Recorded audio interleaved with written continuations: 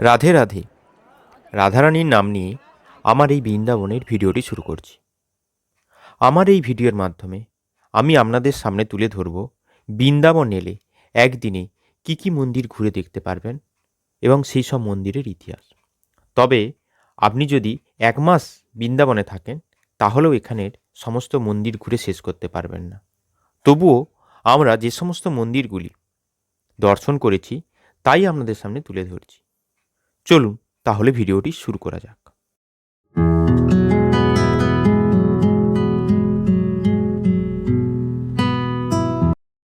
উত্তরপ্রদেশের মথুরা জেলায় অবস্থিত বৃন্দাবন হল ভগবান শ্রীকৃষ্ণের স্মৃতি বিজড়িত প্রায় 5000 বছরের পুরানো একটি পবিত্র ধাম, যেখানে তিনি গোপীদের সাথে রাসলীলা করেছিলেন। 1600 শতাব্দীতে চৈতন্য মহাপ্রভু বিলুপ্তপ্রায় এই স্থানটি পুনরায় আবিষ্কার করেন। এই বৃন্দাবন হল রাধাকৃষ্ণের প্রেম ও ভক্তির কেন্দ্র।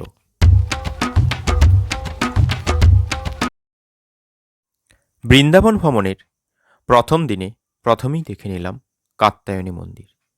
এখানে সতীর কেশ পতিত হয়েছিল বলে বিশ্বাস করা হয়। এটি 51 সতীপীঠের অন্যতম একটি পীঠ। পৌরাণিক কাহিনী অনুসারে ব্রজের গোপীরা শ্রীকৃষ্ণকে পতি হিসাবে পাওয়ার জন্য এখানে দেবী কাত্যায়নীর পূজা করেছিলেন। বৃন্দাবন ভ্রমণের দ্বিতীয় দিনে যে মন্দিরটি দেখলাম সেটি হলো রঙ্গনাথ মন্দির। আপনারা অনেকেই হয়তো শুনেছেন বৃন্দাবনে নাকি সোনার তাল গাছ রয়েছে। চলুন এই মন্দিরেই আছে সেই সোনার তাল গাছ, সেটিও আপনাদের দেখাবো। দক্ষিণ ভারতের শ্রীরঙ্গমে যে রঙ্গনাথ স্বামীর মন্দির আছে তারই আদলে উত্তর ভারতে এই মন্দির 1851 সালে নির্মাণ শুরু হয় এবং 1855 সালে তা সম্পূর্ণ হয়, যা বৃন্দাবনের অন্যান্য মন্দিরের থেকে সম্পূর্ণ আলাদা। মন্দিরের প্রধান দেবতা হলেন শ্রী রঙ্গনাথ অর্থাৎ ভগবান বিষ্ণু, যিনি এখানে শায়িত ভঙ্গিতে বিরাজমান। এই মন্দিরের প্রধান আকর্ষণ হল সুবিশাল গোপুরম অর্থাৎ প্রবেশদ্বার। আমরা দক্ষিণ ভারতের যে রঙ্গনাথ স্বামীর মন্দির দেখেছিলাম তার ভিডিও লিঙ্ক এই ডেসক্রিপশন বক্সে দিয়ে দেব, আপনারা তা দেখে নিতে পারেন যদি না দেখে থাকেন। আর সোনার তাল গাছ বলে যেটি শুনে আসছেন আপনারা এতদিন, সেটি হলো এই 60 ফুট উঁচু সুবিশাল গরুর স্তম্ভ।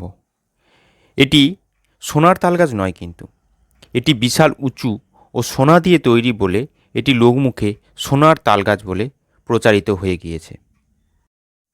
এখন আপনাদের মনে হয়তো অনেকেরই প্রশ্ন আসতে পারে, আমরা বৃন্দাবন এলে এক মন্দির থেকে অন্য মন্দির কিভাবে যাব? এখানে আপনারা অ্যাভেলেবেল টোটো পেয়ে যাবেন, যারা আপনাদের কাছ থেকে 10 বা 15 টাকায় এক মন্দির থেকে অন্য মন্দির সহজে নিয়ে যাবে। আর আপনারা অনেক মন্দিরই খুব কাছাকাছি পাবেন, যেগুলি পায়ে হেঁটে যেতে পারবেন।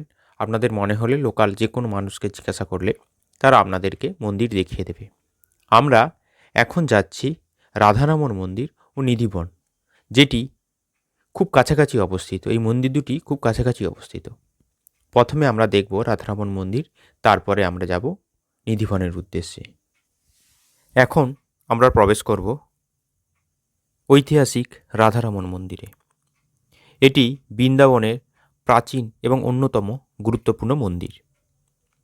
বৃন্দাবনের এই ঐতিহাসিক রাধারমণ মন্দির 1542 খ্রিস্টাব্দে শ্রী গোপাল ভট্ট গোস্বামীর দ্বারা প্রতিষ্ঠিত হয়েছিল।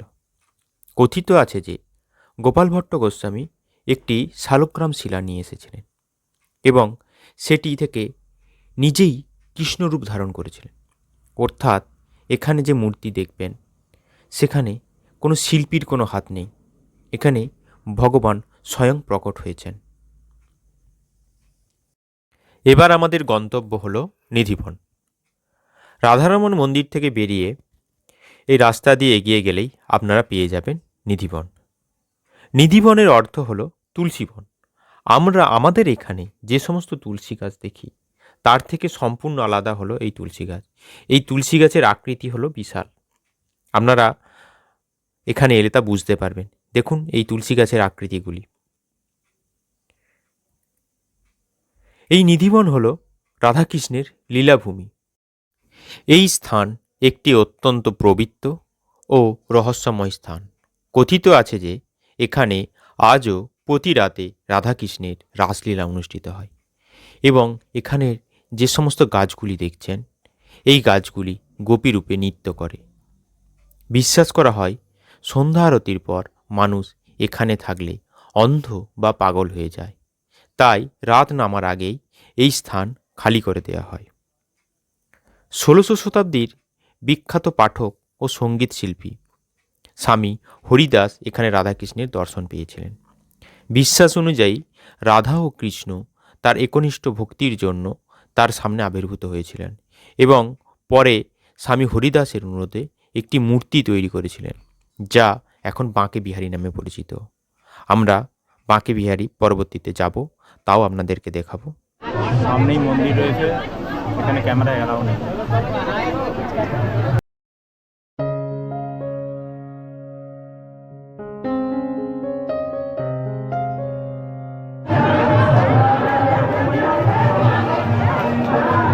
এরপর আমরা এগিয়ে চলেছি গোপেশ্বর মন্দিরের দিকে।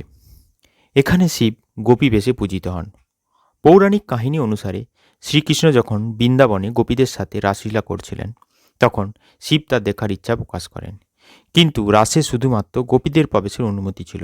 এরপর শিব যমুনা নদীর তীরে বংশীবটে স্নান করে গোপী রূপ ধারণ করেন এবং রাসে অংশ নেন। এবার আমরা এসে পৌঁছালাম ব্রহ্মকুণ্ডে। এটিও একটি খুব পবিত্র স্থান।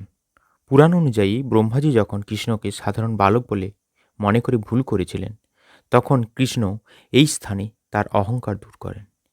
এটিও বিশ্বাস করা হয় যে এই কুণ্ডের পাশেই কৃষ্ণ তার সখাদের সাথে বসে খাবার খেয়েছিলেন। এবার আমরা বাঁকে বিহারী মন্দিরে এসে উপস্থিত হয়েছি। বাঁকে বিহারীর ইতিহাস আমি পূর্বেই বলেছি। বিহারীজির মূর্তিটি রাধাকৃষ্ণের সম্মিলিত রূপ বলে মনে করা হয়। 1864 সালে এই বাঁকে বিহারী মন্দির নির্মিত হয়েছিল।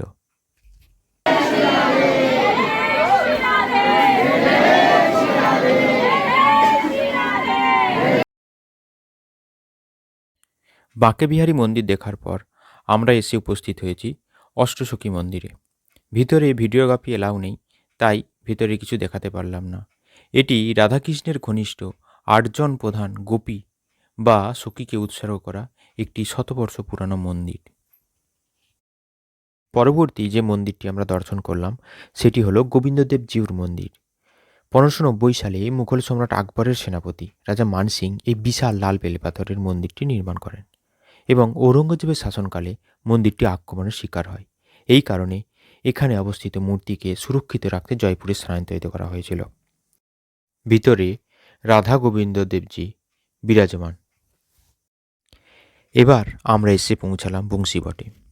এটি যমুনা নদীর তীরে অবস্থিত একটি অত্যন্ত পবিত্র স্থান।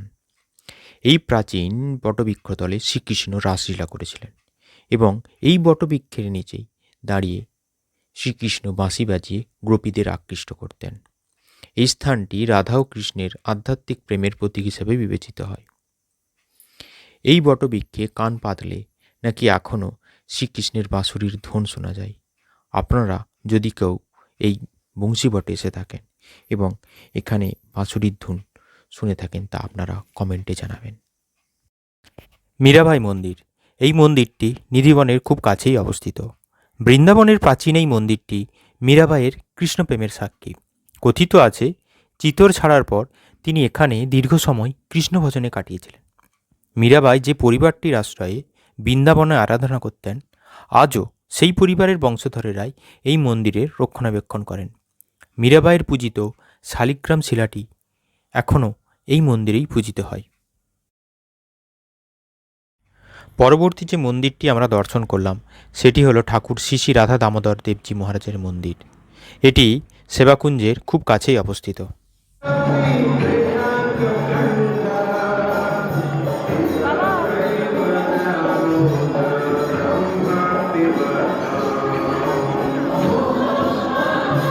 এটি হলো সেবাকুঞ্জ, রাধাকৃষ্ণের নিত্য রাসলীলার স্থান হিসাবে পরিচিত, যেখানে শ্রীকৃষ্ণ রাধারানীর পদসেবা করেন। এই স্থানটি নিকুঞ্জবন নামেও পরিচিত। এটি বৃন্দাবনের অন্যতম প্রধান এবং প্রাচীন লীলাস্থল। এটা হলো রাসমণ্ডপ। রাজমন্ডল বৃন্দাবনে অবস্থিত।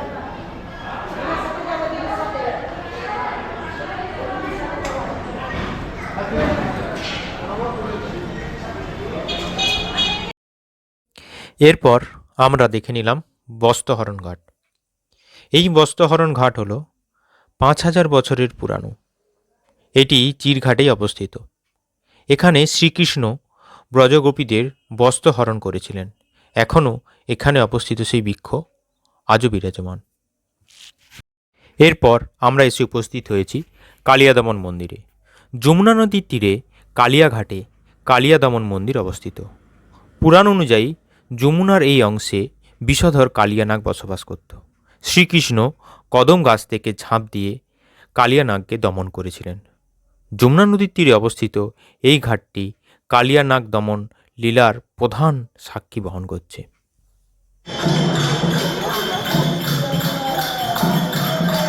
এবার আমরা এগিয়ে চলেছি রাধাবল্লভ মন্দিরের দিকে। বৃন্দাবনে অবস্থিত পবিত্র এই রাধাবল্লভ মন্দির প্রায় 400 বছরেরও পুরানো। এই মন্দির সম্রাট আকবরের আমলে হিত হরিবংশ মহাপ্রভু দ্বারা প্রতিষ্ঠিত হয়েছিল। বৃন্দাবনে উনি সম্ভবত 1564 সালে রাধাবল্লভ লালকে এখানে নিয়ে আসেন। মন্দিরের কেন্দ্রীয় দেবতা হলেন কৃষ্ণ, যিনি রাধাবল্লভ নামে পূজিত হন, যার অর্থ হল রাধার সঙ্গী। কথিত আছে যে ভারতে প্রথম এই মন্দিরেই লাল পাথরের ব্যবহার হয়। এর আগে লাল পাথর কেবল মহল ও কেল্লাতেই ব্যবহৃত হতো। সেই সময় এই লাল পাথর নিজ প্রয়োজনে ব্যবহার করতে পারতেন না কেউ। আকবর ফরমান জারি করেন যে রাধাবল্লভ মন্দিরের তৈরির জন্যই ব্যবহৃত হবে এই লাল পাথর।